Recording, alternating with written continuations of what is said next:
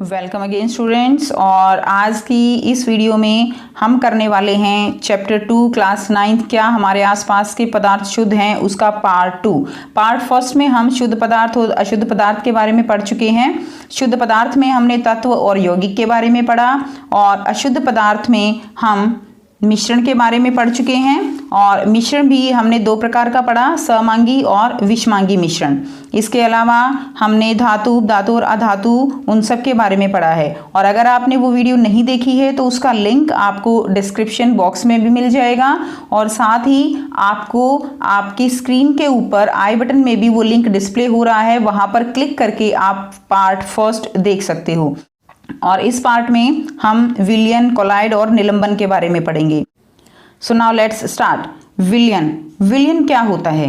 विलयन दो या दो से अधिक पदार्थों के समांगी मिश्रण को विलयन कहते हैं, यानी ऐसा मिश्रण जिसमें हम जो घटक हैं उनको पहचान नहीं सकते। पूरे जो पदार्थ है उसके अंदर उनका वितरण समान रूप से होता है, ऐसे मिश्रण को समांगी मिश्रण कहा जाता है। और ऐसे मिश्रण को हम वास्तविक विलयन के रूप में जानते हैं। उदाहरण के लिए नींबू का जल है या सोडा जल है, या आपने एग्जाम्पल किया था कि पानी में चीनी को अगर घोल दें तो वो भी एक समांगी मिश्रण होगा। विलयन पदार्थ की तीनों अवस्थाओं में पाया जाता है। पहला अवस्था क्या होगी? ठोस विलयन। ठोस विलयन में हम एग्जाम्पल ले सकते हैं मिश्र धातु का। मिश्र धातु के बारे में आप जानते हो, यानी जब दो या दो से अधिक धातुओं या अधातुओं को आपस में मिलाकर एक जो है मिश्रण तैयार किया जाता है, उनको बोला जाता है मिश्र धातु। इसके लिए हमने स्टील का एग्जाम्पल भी आपको दिया था कि किस तरह स्टील जो है वो यौगिक ना होते हुए वो एक समांगी मिश्रण का उदाहरण है। और भी आप एग्जाम्पल ले सकते हो, जैसे एग्जाम्पल है पीतल। पीतल में तांबा और जिंक मिलाया जाता है, ठीक है। पीतल जो है किसका मिश्रण है? पीतल, तांबा और जिंक का। तो तांबा यानी कॉपर और जिंक, इनके मिश्रण से जो है पीतल बनाया जाता है। तो पीतल एक मिश्र धातु है जो कि ठोस विलयन का उदाहरण है। दूसरे नंबर पर अगर हम बात करें तो है तरल विलयन। तरल विलयन क्या है? जैसे नींबू और पानी। तीसरे नंबर पे है गैसीय विलयन। थर्ड वन इज गैसीय विलयन। इसमें आप उदाहरण ले सकते हो वायु का। वायु के अंदर जैसे कि आपको पता है वायु में अलग अलग तरह की गैसें हैं, अलग अलग मात्रा में। कार्बन डाइऑक्साइड है, ऑक्सीजन है, नाइट्रोजन है। तो ये सारी गैसें आपस में मिलकर एक मिश्रण तैयार करती हैं जिसको हम वायु कहते हैं। तो वायु भी एक तरह से समांगी जो मिश्रण है उसका उदाहरण है। और इसके बारे में पढ़ लेते हैं। विलयन के कण समान रूप से वितरित रहते हैं, यानी ऐसा नहीं है कि आपने पानी के अंदर चीनी को घोल दिया है तो कहीं पर चीनी की मात्रा ज़्यादा होगी, कहीं पर चीनी की मात्रा कम होगी, ऐसा नहीं होगा। जो पानी है वो समान रूप से मीठा होगा, यानी विलयन के जो कण होंगे वो समान रूप से वितरित रहते हैं, अर्थात इसके कणों को अलग अलग पहचाना भी नहीं जा सकता। जैसे नींबू चीनी जो है पानी में एक ही स्वाद होता है, ऐसा नहीं है कि चखने पर नींबू का स्वाद अलग प्राप्त हो या चीनी का स्वाद जो है वो अलग आपको महसूस हो। तो इस तरह से जो घटक हैं उनको अलग अलग नहीं पहचाना जा सकता। विलयन के गुणों के बारे में अगर हम देखें तो विलयन के गुण क्या क्या होंगे? सबसे पहला गुण है विलयन का कि यह एक समांगी मिश्रण है। दूसरा, विलयन के कण समान रूप से वितरित रहते हैं जिन्हें आंखों से नहीं देखा जा सकता। आप यहाँ पर एक बात ध्यान दीजिए कि जो विलयन के कण हैं उनका जो आकार है वो बहुत ज़्यादा छोटा होता है, वो पूरी तरह से घुल जाते हैं जिसके कारण हम उनको जो है आँखों से नहीं देख सकते। और उनका जो आकार होता है वो 1 नैनोमीटर से कम होता है। 1 नैनोमीटर की वैल्यू क्या रहेगी? 10⁻⁹ मीटर इसकी जो है वैल्यू होती है। नैनोमीटर 10⁻⁹ के बराबर होता है। तो उनका आकार जो है 1 नैनोमीटर से कम होता है जिसके कारण उनको आंखों से नहीं देखा जा सकता। नेक्स्ट पॉइंट क्या है? विलयन में प्रकाश का मार्ग दिखाई नहीं देता, यानी अगर आपके पास एक विलयन, मान लीजिए आपने जो है पानी है और इसके अंदर आपने चीनी घोल रखी है, तो ये एक समांगी विलयन है। अगर इसमें आप इसके अंदर से लाइट जो है, प्रकाश का पुंज जो है वो गुजारोगे तो क्या होगा? इसमें प्रकाश का जो मार्ग है वो दिखाई नहीं देता। नेक्स्ट पॉइंट इज यह स्थायी होता है। यह स्थायी होता है, इसका क्या मतलब है कि ऐसा नहीं होगा कि आपने उसको थोड़ी देर के लिए रख दिया है तो उसके जो कण है वो नीचे बैठ जाएंगे, ऐसा नहीं है। अगर आपने पानी के अंदर चीनी को घोला हुआ है तो आप कुछ टाइम बाद देखोगे तो भी उसके अंदर वैसा ही मिठास होगा, ऐसा नहीं होगा कि चीनी जो है वो नीचे बैठ जाएगी। तो ये गुण क्या हुआ, यह स्थायी होता है। नेक्स्ट पॉइंट इज फिफ्थ, छानने की विधि से इसके विलेय कणों को पृथक नहीं किया जा सकता। यानी छानन विधि से इसमें जो आपने चीनी घोली हुई है, पानी है, उसको आप अलग नहीं कर सकते। तो विलयन जो है उसके दो घटक हैं, पहला घटक क्या है, विलायक, और दूसरा क्या है, विलेय। ठीक है, तो विलायक और विलेय यानी दो घटकों से मिलकर क्या बना है, विलयन। इसको हम और अच्छे से समझने के लिए यहाँ पर देखिए, जिस प्रकार मान लीजिए ये आपके पास या तो नमक मान लीजिए या आप इसको चीनी मान लीजिए। ठीक है, तो क्या होगा, ये आपके पास पानी है, आपने चीनी या नमक को पानी के अंदर घोल दिया है। अब यहाँ पर अगर आप देखें तो पानी जो है वो ज़्यादा मात्रा में लिया गया है और नमक या चीनी कम मात्रा में ली गई है। तो यहाँ पर जो ज़्यादा मात्रा में लिया गया है उसको हम बोलेंगे विलायक, उसको हम क्या बोलेंगे, विलायक, और जो कम मात्रा में लिया गया है उसको हम बोलेंगे विलेय। आप इसको लिखने के तरीके से भी याद कर सकते हो। विलेय जो है वो लिखने में छोटा है, तो यानी जो कम मात्रा में होगा उसको हम विलेय कहेंगे, और जो ज़्यादा मात्रा में होगा वो क्या होगा, विलायक होगा। ठीक है, और दोनों को मिलाने से जो मिश्रण बनता है, समांगी मिश्रण बनता है, उसको हम कहेंगे विलयन। विलायक और विलेय जब आपस में मिलेंगे तो क्या बन जाता है, ये बन जाता है विलयन।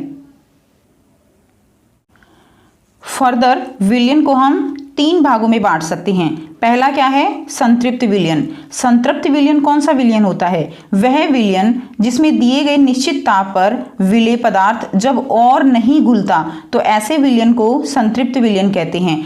आपने नोट किया होगा या नहीं किया है तो आप इस एक्टिविटी को घर पे भी करके देख सकते हो। आप एक निश्चित मात्रा में पानी लें और उसमें चीनी या नमक घोलना शुरू कर दें और तब तक घोलते रहें जब तक कि उसमें घुलना बंद नहीं हो जाता।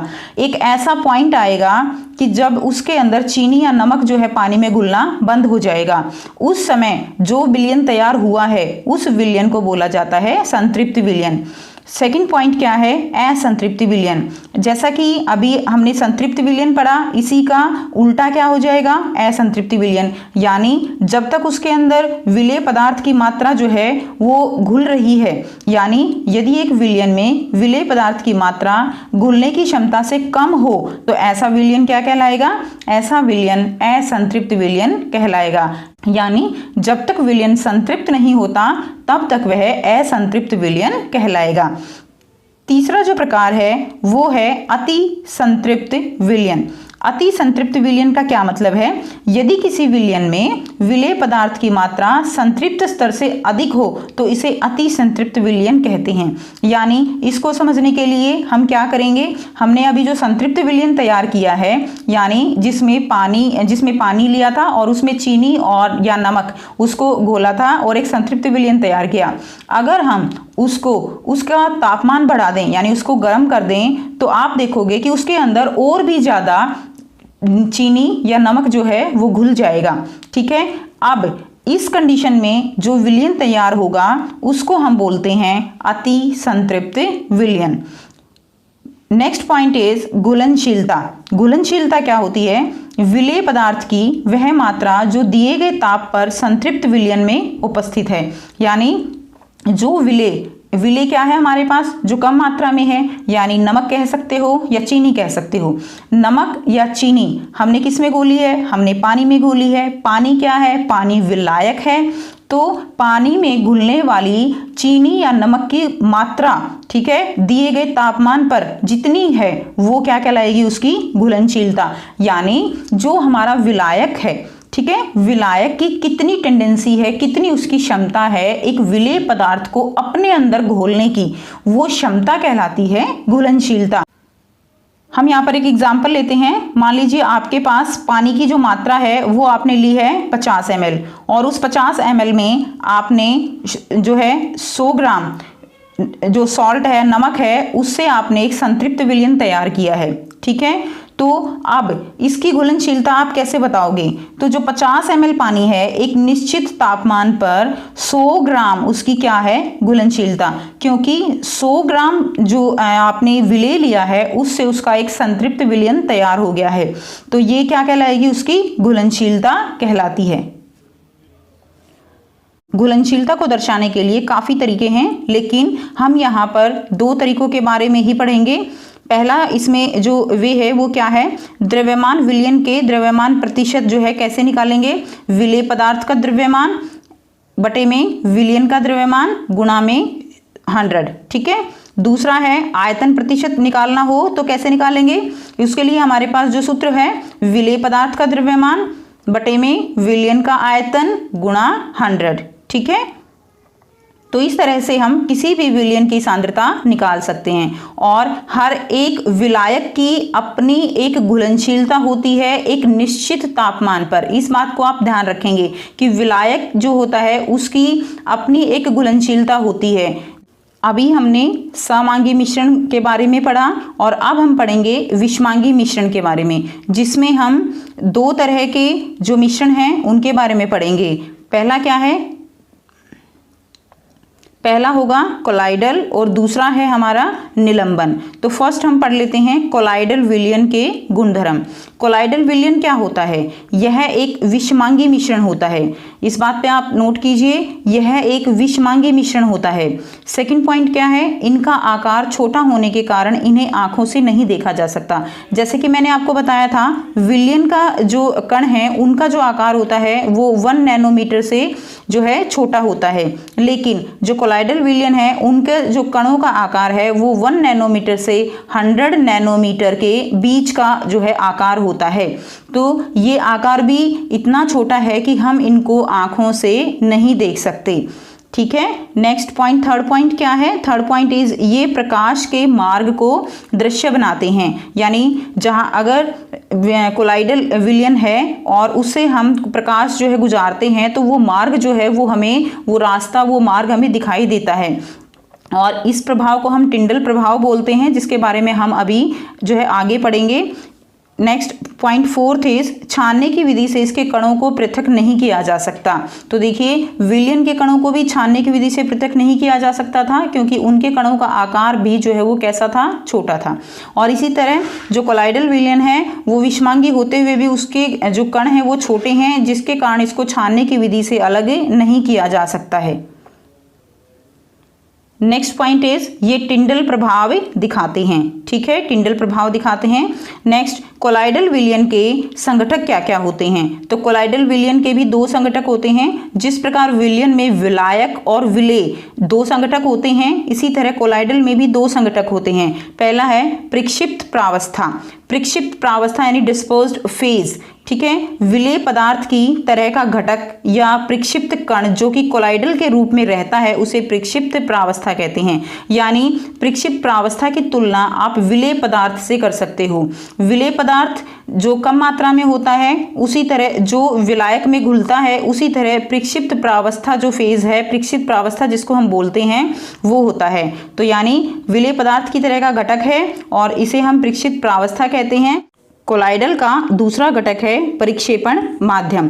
वह घटक जिसमें प्रक्षिप्त प्रावस्था निलंबित रहता है प्रक्षेपण माध्यम कहते हैं, अर्थात विलायक जिसमें ये पूरी तरह से वितरित होते हैं। अब जैसे कि नाम से ही पता चल रहा है, माध्यम यानी मीडियम, यानी जो प्रक्षिप्त जो हमारा फेज है, जो प्रावस्था है, उसको माध्यम चाहिए घुलने के लिए। ठीक है, तो जो माध्यम होगा वो क्या होगा? प्रक्षेपण माध्यम। जिस तरह विलयन में विलायक माध्यम होता है, इसी तरह कोलाइडल में प्रक्षेपण जो है वो क्या है? माध्यम होता है। तो इस तरह से हम इनको कंपेयर करके भी लर्न कर सकते हैं।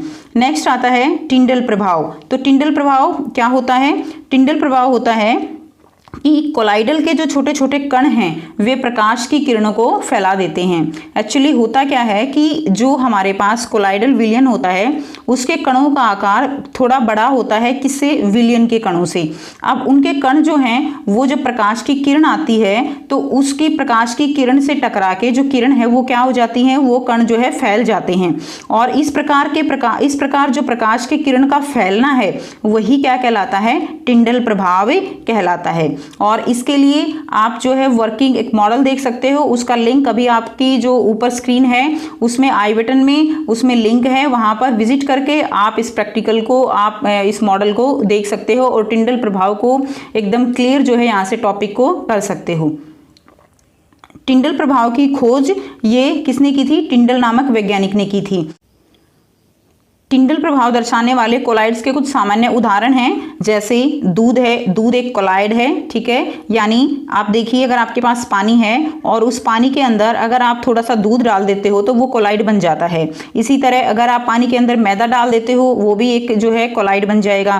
फेस क्रीम है, कोहरा, बादल, कुहासा, धुआं, shaving cream, milk of magnesia, कीचड़, जेली, पनीर, मक्खन, ये सभी एग्जाम्पल किसके हैं? ये सभी एग्जाम्पल कोलाइड्स के हैं। और आपने कुछ इस तरह की जो है सीन आपने कई बार देखा होगा अपने घर में भी, आपने अपने घरों की छत या खिड़कियों से ये टिंडल प्रभाव को देखा होगा। क्या होता है कि जब इन खिड़कियों से प्रकाश का जो पुंज है इन छिद्रों से होकर गुजरता है तो वायु में जो कण हैं, जो कोलाइड के कण हैं, वो जो है वो दिखाई देते हैं और इसी प्रभाव को टिंडल प्रभाव कहा जाता है। और ऐसा जंगलों में भी देखा जाता है, जब घने पेड़ की डालियों के बीच से प्रकाश की किरण गुजरती है तो वायु के कण जो हैं वो आपको दिखाई देते हैं और इसी प्रभाव को टिंडल प्रभाव कहा जाता है। ये जो है वन में टिंडल प्रभाव दिखाया गया है कि किस तरह पेड़ों के बीच से जो प्रकाश का पुंज है वो फैलता हुआ दिखाई देता है। तो ये एग्जाम्पल है टिंडल प्रभाव का। अब हम बात करते हैं टिंडल प्रभाव के कणों के बारे में। स्टूडेंट्स, कोलाइडल विलयन में एक प्रकार की गति देखी जाती है और इस गति को बोला जाता है ब्राउनियन गति। और ये गति सबसे पहले रॉबर्ट ब्राउन, जो कि इंग्लिश साइंटिस्ट थे, उन्होंने सन 1828 में इस गति को सबसे पहले नोटिस किया था और उन्हीं के नाम पर इस गति का नाम ब्राउनियन गति जो है वो रखा गया है। अब ये किस प्रकार की गति है और इसमें क्या होता है? कोलाइडल विलयन में जो विलेय कण हैं, ठीक है, विलेय कण हैं, उनके ऊपर एक प्रकार का आवेश होता है। वो आवेश धन आवेश भी हो सकता है और वो आवेश ऋण आवेश भी हो सकता है। इसमें एक प्रकार के विलेय कणों पर एक ही प्रकार का आवेश होगा, ठीक है, या तो वो धन आवेश होगा या वो ऋण आवेश होगा। अब जब ये कण एक दूसरे के पास आते हैं तो इनके अंदर अट्रैक्शन यानी आकर्षण नहीं होता बल्कि प्रतिकर्षण होता है, रिपल्शन होता है, जिसके कारण ये एक दूसरे से दूर भागते हैं। और एक दूसरे से दूर भागने के कारण ही इसमें जो गति है वो इस तरह से जिग जैग गति जो है वो होती है।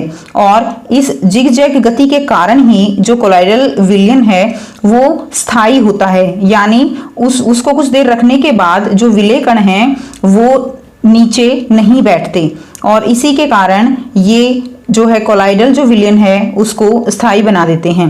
इसलिए आपने देखा भी होगा कि अगर आप पानी के अंदर थोड़ा सा दूध मिलाते हो तो वो क्या होता है, थोड़ा सा दूध मिलाते ही सारे पानी का रंग जो है वो बदल जाता है।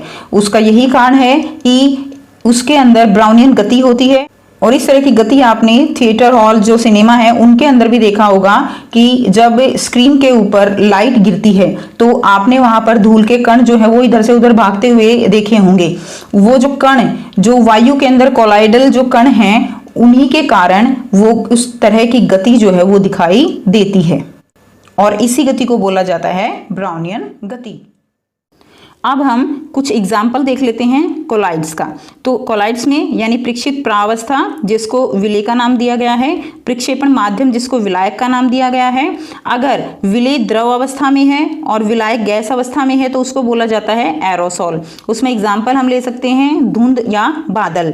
इसी तरह अगर जो प्रावस्था है यानी विलेय वो ठोस है और विलायक गैस है उसको भी एरोसोल का नाम दिया गया है, जिसको एग्जाम्पल है धुआं। गैस है, द्रव है तो फॉर्म का नाम दिया गया है शेविंग क्रीम। आप इन एग्जाम्पल्स को यहाँ से समझ सकते हो। नंबर 4, विलेय द्रव अवस्था में है, विलायक भी द्रव अवस्था में है तो उसको क्या नाम दिया गया है, इमल्शन दिया गया है। जैसे एग्जाम्पल है दूध, चेहरा क्रीम या दरवाजों का पेंट। जैसे दूध में जो है जो विलेय है वो भी यानी वसा है, प्रोटीन है, वो भी किस अवस्था में है, द्रव अवस्था में है। और विलायक यानी पानी वो भी जो है किस अवस्था में है, द्रव अवस्था में है, तो उसको इमल्शन का नाम दिया गया है। इसी तरह ठोस या द्रव है तो सोल नाम दिया गया है, और बालू या गोबर इसका एग्जाम्पल रहेगा। नंबर 6 इज अगर विलेय गैस अवस्था में है, विलायक ठोस अवस्था में है, तो क्या नाम दिया गया है, फोम नाम दिया गया है, जिसको झाग, रबर या स्पंज जो है, आप देखते हो कि जो स्पंज है वो विलायक का नाम है और वो ठोस अवस्था में है, ठीक है, लेकिन उसके अंदर जो गैस है वो एक विलेय अवस्था में है, जो दबाने से जो है वो नीचे बैठ जाता है और जैसे ही आप उसको छोड़ते हो तो वो अपनी पहली अवस्था में वापस आ जाता है। स्पंज है, रबर है या झाग आप कह सकते हो। नेक्स्ट नंबर 7, विलेय द्रव अवस्था में है, विलायक ठोस अवस्था में है, तो उसको जो है जेली का नाम दिया गया है। और एग्जाम्पल इसके आप ले सकते हो जेली या पनीर। इसके अलावा ठोस विलेय है, विलायक भी ठोस है, और तो इसको बोलेंगे हम ठोस सोल, और इसमें एग्जाम्पल है रंगीन, रत्न, कांच। तो इस तरह से कुछ इंपॉर्टेंट एग्जाम्पल इसमें है, तो आप यहाँ से लर्न कर सकते हो। नेक्स्ट थर्ड जो इसका भाग है वो हम पढ़ेंगे निलंबन। निलंबन कैसा है, यह भी एक विषमांगी मिश्रण है। हमने पीछे पढ़ा विलयन एक समांगी मिश्रण है, कोलाइड एक विषमांगी मिश्रण है, और निलंबन भी एक विषमांगी मिश्रण है। इसके अंदर जो विलेय पदार्थ के कण होते हैं वो घुलते नहीं हैं, बल्कि माध्यम के समष्टि में ही निलंबित रहते हैं। निलंबित का मतलब क्या होता है, एक तरह से वो नीचे बैठ जाते हैं। जो निलंबित कण होते हैं वो आंखों से देखे जा सकते हैं। अब आंखों से देखे जा सकते हैं, इसका मतलब क्या है कि जो कणों का आकार है वो बड़ा है, यानी हमने पढ़ा था 1 नैनोमीटर से नीचे अगर है तो वो विलयन के कण हैं, 1 नैनोमीटर से 100 नैनोमीटर तक अगर हैं तो वो कोलाइड के कण हैं। अब अगर कणों का आकार 100 नैनोमीटर से ज़्यादा है तो वो क्या होंगे, वो निलंबन होगा। तो आइए निलंबन के गुणधर्मों के बारे में पढ़ते हैं। तो यह एक विषमांगी मिश्रण है, ये कण आँखों से देखे जा सकते हैं, यानी अगर इसको थोड़ी देर के लिए छोड़ दिया जाता है तो ये नीचे बैठ जाते हैं और उनको हम आसानी से देख सकते हैं। जैसे उदाहरण के लिए आप ले सकते हो, पानी के अंदर अगर आपने चॉक पाउडर डाल दिया है, ठीक है, चॉक पाउडर डालने से क्या होगा, कुछ देर बाद जो है चॉक पाउडर नीचे बैठ जाता है, तो ये निलंबन का उदाहरण होगा और उसमें आप चॉक पाउडर को देख भी सकते हो।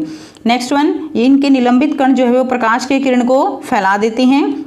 नंबर 4, ये अस्थायी होते हैं। अस्थायी क्यों होते हैं, क्योंकि इनके कण जो है वो उन आकार जो है उनका बड़ा है, तो जो विलेय कण हैं वो नीचे बैठ जाते हैं, जिसके कारण ये अस्थायी हो जाते हैं। नेक्स्ट, इन्हें छानन विधि से अलग किया जा सकता है, यानी कणों का आकार बड़ा होने के कारण जो विलेय कण हैं उनको जो है छानन विधि के द्वारा अलग किया जा सकता है। इस डायग्राम की सहायता से आप समझ सकते हो, देखिए सॉल्यूशन क्या है, यानी विलयन जिसमें कणों का आकार जो है वो कैसा है, छोटा है, यानी 1 नैनोमीटर से छोटा है। ये हैं कोलाइड जो है विलयन, इसमें आप देख सकते हो कणों का आकार जो है वो 1 नैनोमीटर से 100 नैनोमीटर के बीच का है। लेकिन लास्ट है निलंबन। निलंबन में जो विलेय के कणों का आकार है वो 100 नैनोमीटर से ज़्यादा है। तो इस तरह से हम तीनों जो हमारा मिश्रण है, समांगी मिश्रण और 2 प्रकार हमारी विषमांगी मिश्रण की हैं, तो इन तीनों को हम यहाँ से अच्छे से समझ सकते हैं। अब आप तीनों को अच्छे से पढ़ चुके हो तो आप तीनों में अंतर भी कर सकते हो। तो चलिए हम एक नज़र डाल लेते हैं इन तीनों में के बीच में क्या क्या अंतर है, ठीक है। तो फर्स्ट है विलेय के कण जो है बहुत छोटे होते हैं, किसमें, वास्तविक विलयन में। कितने छोटे, 1 नैनोमीटर से छोटे, ठीक है। कोलाइडल विलयन है, इसमें विलयन के कण का आकार वास्तविक से बड़ा किंतु निलंबन से छोटा होता है, यानी किसके बिटवीन, 1 नैनोमीटर से 100 नैनोमीटर। निलंबन में कणों का आकार जो है वो बड़ा होता है, यानी 100 नैनोमीटर से ज़्यादा।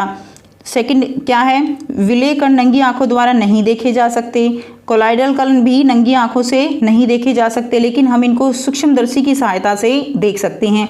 नंगी आंखों से निलंबन के जो कण हैं वो देखे जा सकते हैं। नेक्स्ट इज, ये जो वास्तविक विलयन है ये समांगी मिश्रण है, लेकिन जो कोलाइडल है ये कैसा है, ये समांगी दिखाई देता है। जैसे हमने दूध का एग्जाम्पल लिया था, अगर आप दूध देखोगे तो आप कहोगे कि ये समांगी है, लेकिन ये दिखाई देता है, लेकिन वास्तव में ये विषमांगी होता है। अगला एग्जाम्पल हम लेंगे विषमांगी निलंबन का, तो निलंबन भी कैसा होता है, निलंबन विषमांगी होता है। नेक्स्ट, इसको हम वास्तविक विलयन को छानन विधि द्वारा इसके कण जो है पृथक नहीं कर सकते। जो कोलाइडल है उसके कणों को भी छानन विधि द्वारा पृथक नहीं किया जा सकता, लेकिन निलंबन के कणों को छानन विधि द्वारा पृथक किया जा सकता है। जो वास्तविक विलयन है ये पारदर्शी होता है, कोलाइडल अपारदर्शी होता है, लेकिन जो निलंबन है वो पारभासी होता है। वास्तविक विलयन ये जो है स्थायी होते हैं, यानी अगर इनको रख दिया जाए तो इसमें जो कण है वो नीचे नहीं बैठते। ठीक है, तो ये कैसा है, ये स्थायी है। दूसरा जो कोलाइडल है वो भी कैसा विलयन है, स्थायी विलयन है, लेकिन जो निलंबन है वो अस्थायी विलयन है, उसमें जो विलय के कण हैं वो नीचे बैठ जाते हैं। जैसा कि हमने एग्जाम्पल किया था चॉक पाउडर का, अगर पानी में चॉक पाउडर को घोल दोगे या मिट्टी को घोल दोगे तो क्या होगा, वो कुछ देर में नीचे बैठ जाएगी। तो यही एग्जाम्पल है इसका। ठीक है, नेक्स्ट नंबर 7, टिंडल प्रभाव नहीं दिखाते। वास्तविक विलयन है, कणों का आकार छोटा होने के कारण ये टिंडल प्रभाव नहीं दिखाते, लेकिन जो कोलाइडल विलयन है उसमें टिंडल प्रभाव दिखाई देता है। टिंडल प्रभाव क्या है, कणों के द्वारा प्रकाश की किरण जो है उनको फैला देना टिंडल प्रभाव है।